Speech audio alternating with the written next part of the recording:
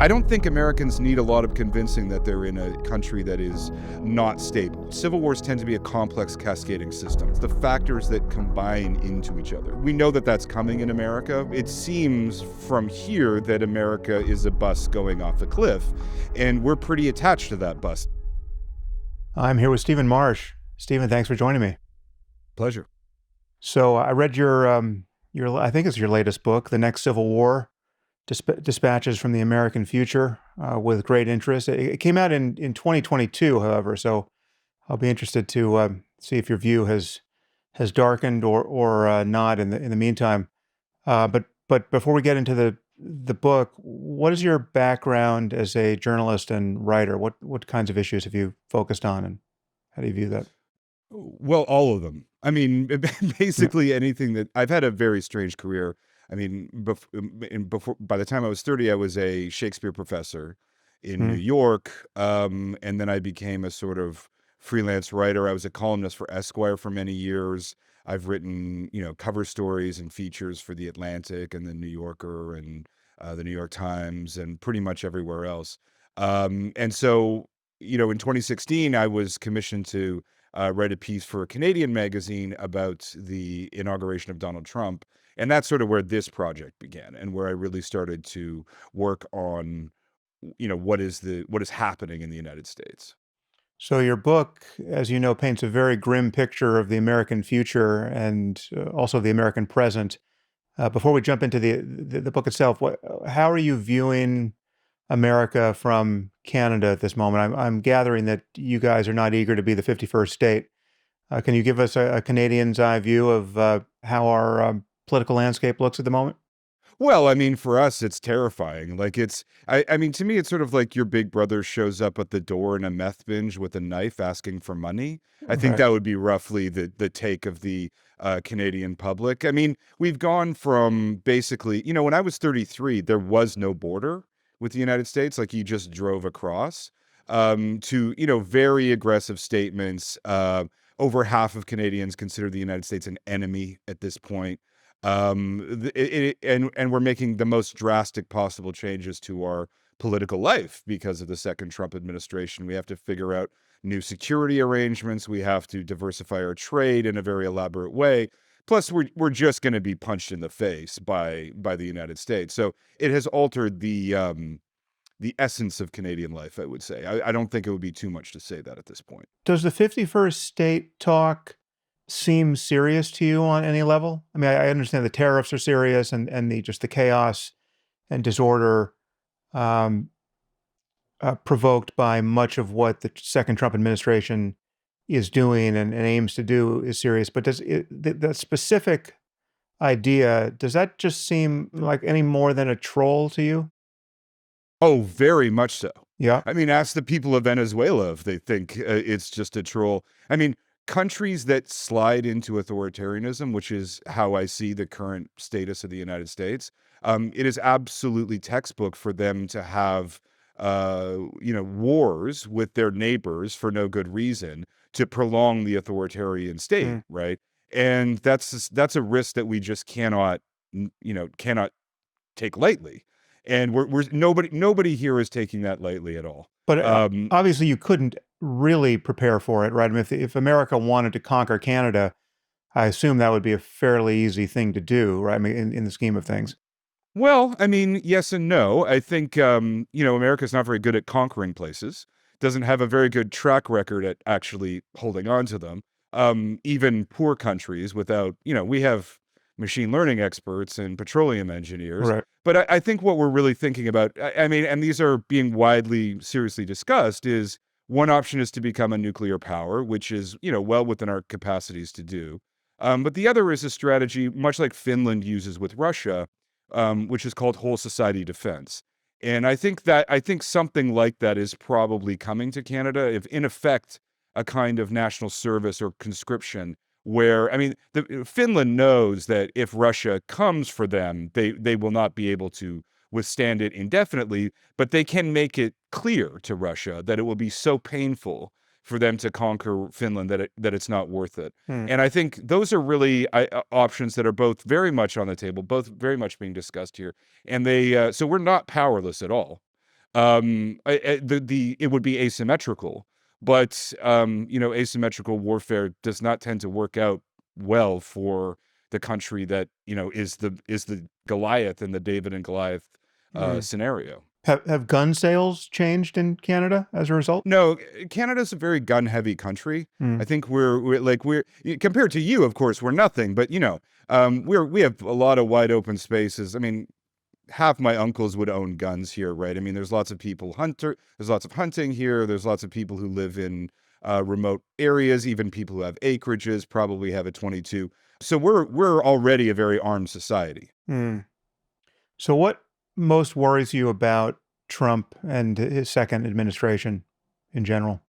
Boy, you asked me to pick one. Yeah, That's yeah. a hard. That's You a hard one. give me your A top hard one three to pick. or top Your top 100. three. Yeah. Well, I mean, I think it's just the chaos, right? Like it's the flood the zone strategy. It's just the unreliability, and the sort of slapdash nature of everything. You literally just don't know what's going to happen next week. And that, I mean, that in the broadest sense is the real danger. Because it seems from here that America is a bus going off a cliff, and we're pretty attached to that bus. I mean, Mm. everyone in here has family in the United States. I've lived and worked in the United States. Almost everyone I know has. I mean, as I said, I write for all these American publications. We're pretty intertwined, right? Like we're intertwined countries, and so this loss is very painful.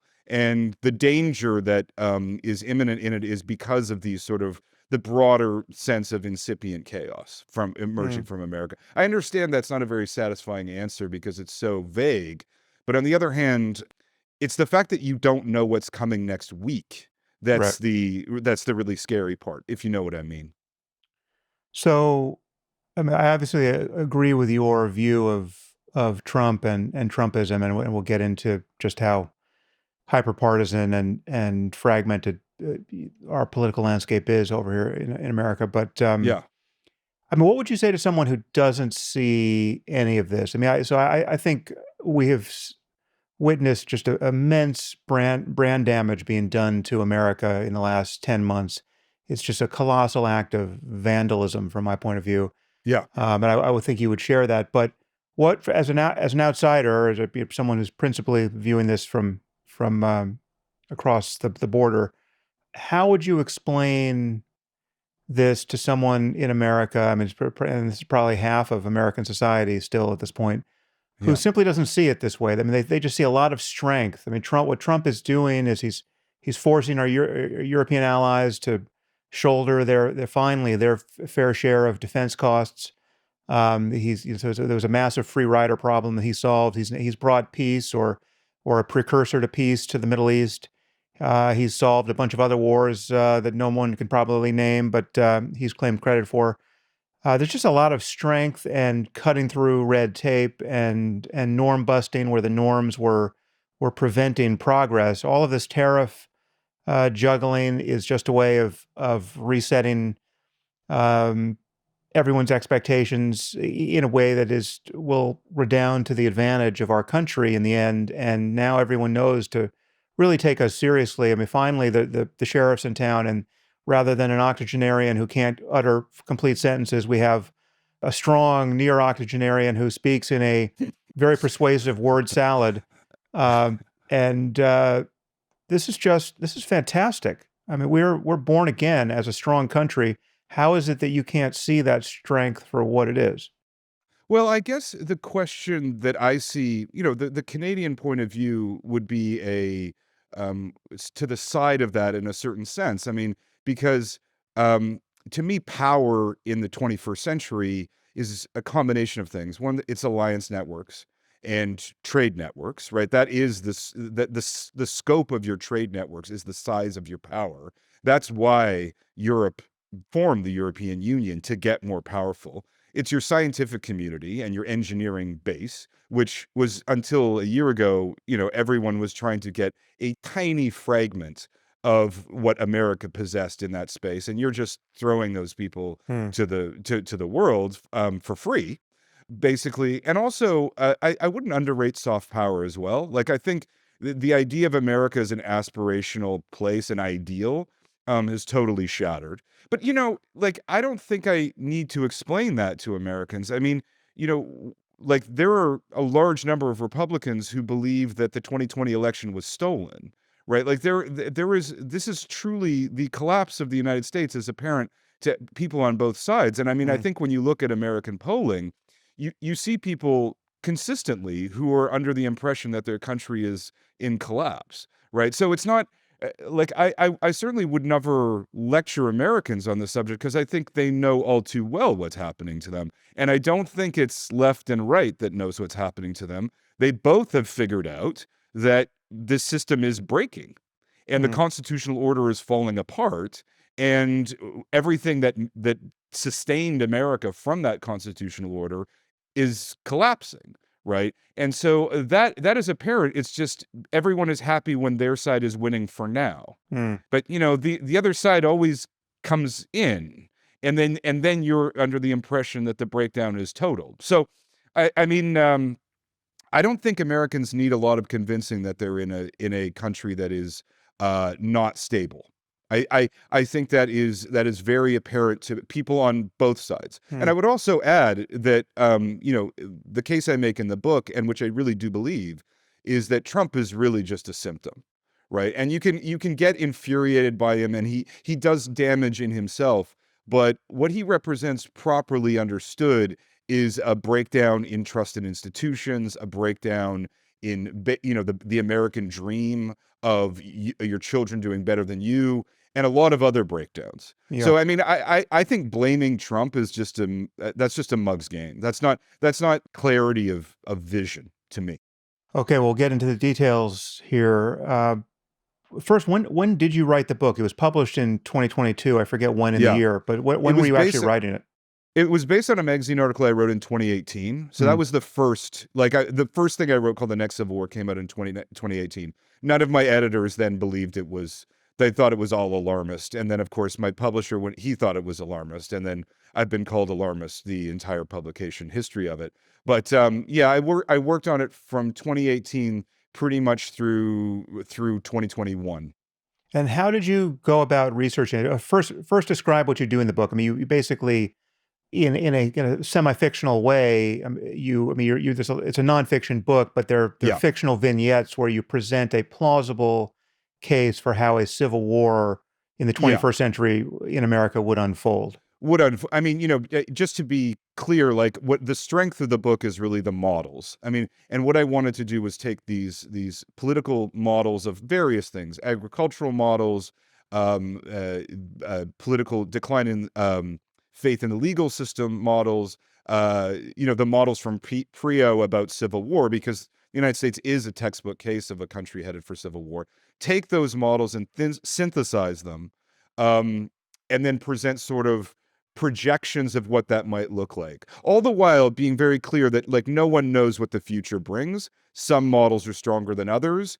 All models are wrong. Some models are interesting. And also, I crossed America multiple times talking to white power groups and far left groups and, ordinary people being torn up by this. So I interviewed about 200 people for the book, and then I brought those insights together into one place, and then provided sort of projections just to give flesh to the bones, right? Because the models can be a bit dry if you're just trying to read them.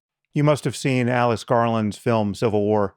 Yes, yeah. Well, what did you think of that in terms of how it depicts the kind of the mechanics and unraveling culture of the situation? Look, it's a very entertaining film. I think it was a necessary film for its time. But, for one thing, as a journalist who knows a lot of, like, war reporters, you probably know them too.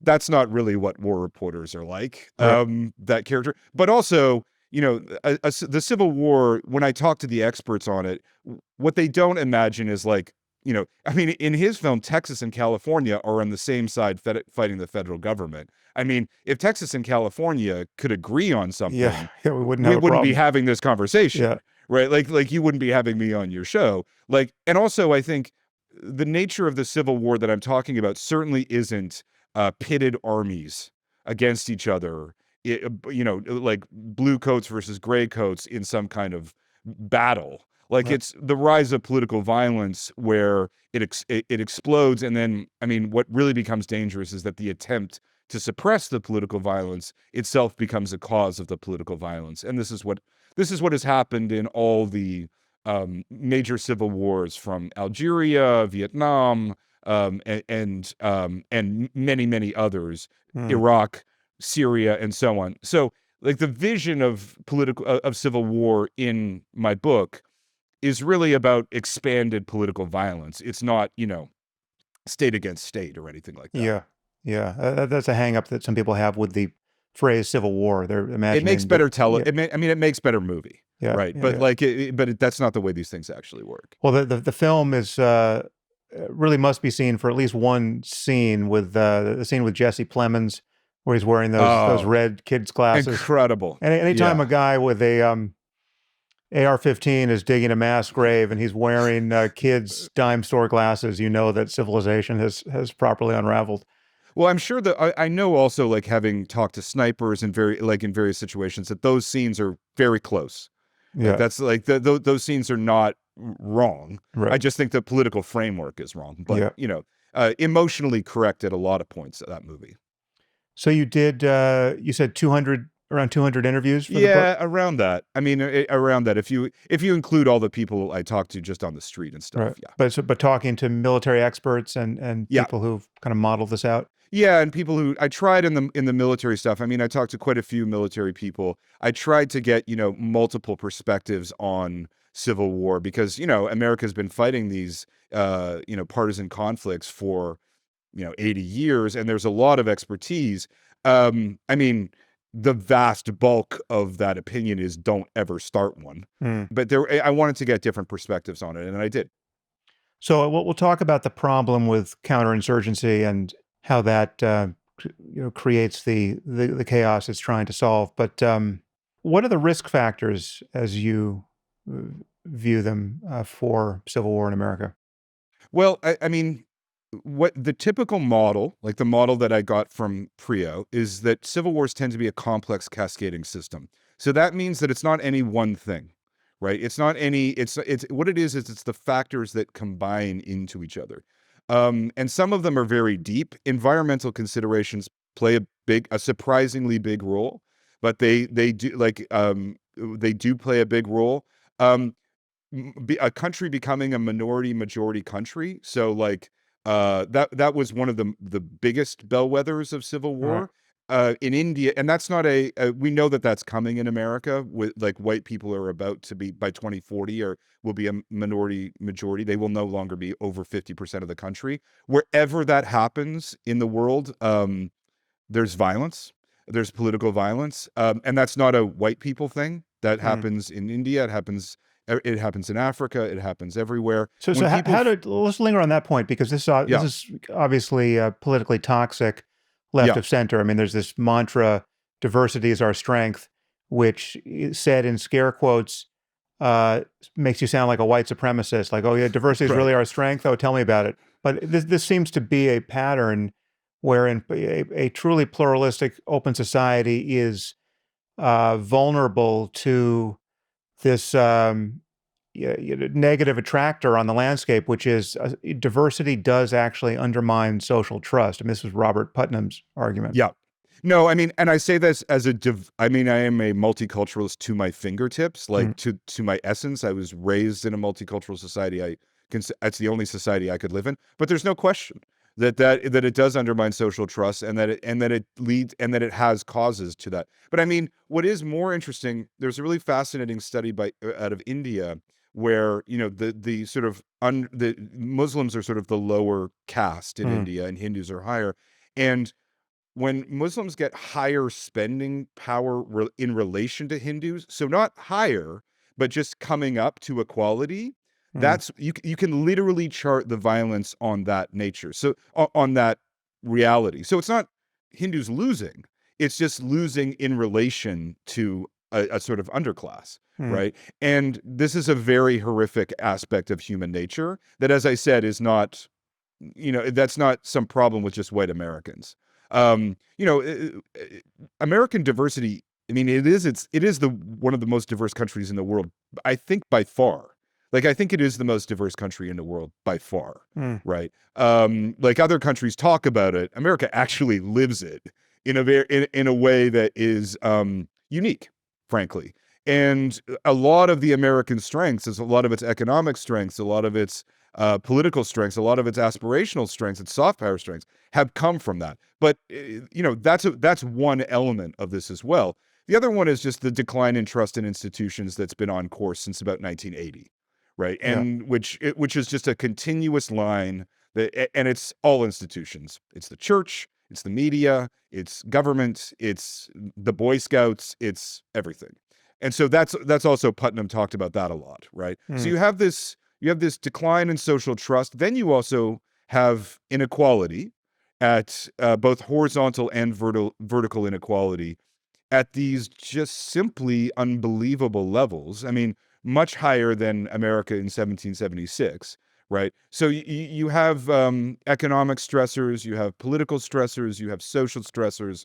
They're what the CIA calls a threat multiplier, right? And America has a lot of threat multipliers at the time. As I said, it's not one thing; it's just all of them folding in on each other. Add to that, I mean, I didn't even mention hyperpartisanship, right? Which is sort of the tip of the spear, if you will. But that too is that's a very classic precursor to civil war.